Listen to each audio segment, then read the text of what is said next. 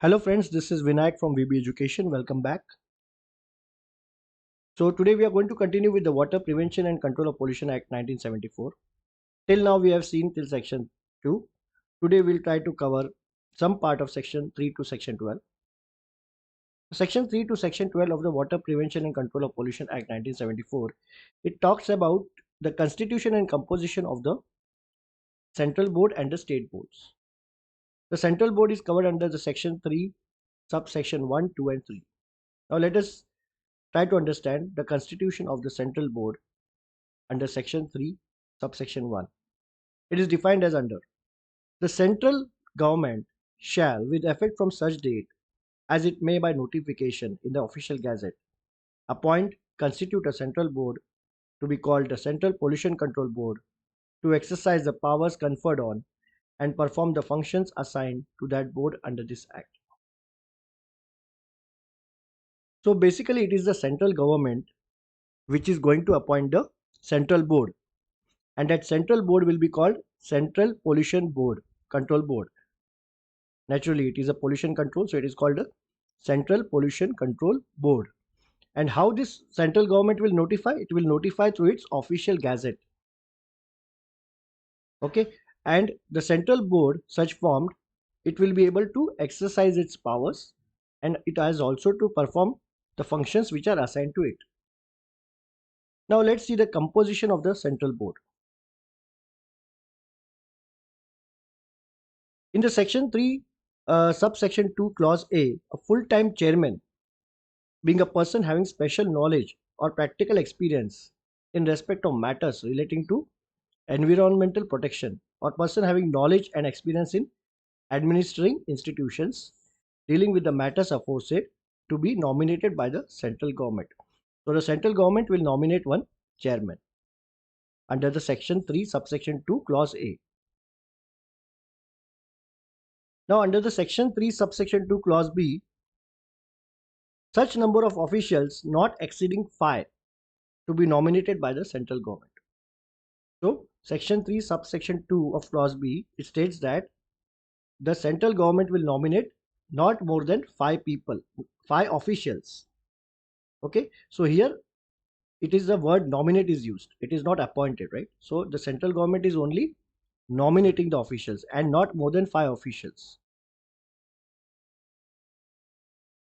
So under the section 3 subsection 2 clause C, such number of persons not exceeding 5 to be nominated by the central government from amongst the members of the state boards, of whom not exceeding 2 shall be from those referred in the clause C of subsection 2 of section 4. So according to the section 3 subsection 2 clause C, again 5 persons can be nominated. See, initially in the section B it was 5 officials. Here it is mentioned 5 persons, not more than 5 persons, out of which 2 persons will be from section 4 subsection 2 clause C. It is as defined from section 4 subsection 2 clause C. Clear? Okay, so let's move ahead. Now according to the section 3 subsection 2 clause D, such number of non-officials not exceeding 3 to be nominated by the central government to represent agriculture, fishery or industry and trade. So according to the section clause D, there are 3 non-officials which are appointed, and these officials will be from the agriculture department, fishery, industry or trade department. So till now we have seen the appointment of a chairman. After that the officials, appointment of not more than 5 officials. Okay, then appointment of 5 persons, out of which 2 persons are appointed from section 4 subsection 2 clause C, and now 3 people which are from different departments, that is agriculture, fishery, industry and trade. Now let's move ahead. Okay, so 2 persons companies, 2 persons which are appointed from companies and corporates owned and controlled and managed by the central government. So there are companies which are managed by the central government, right? So in these companies, from these companies we are going to appoint 2 persons. This is defined under the clause E of the section 3 subsection 2.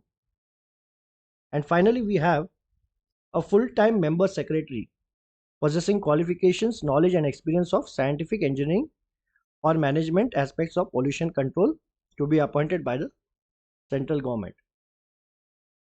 Okay, so we have seen the composition of the central board. So I will repeat. First is the chairman.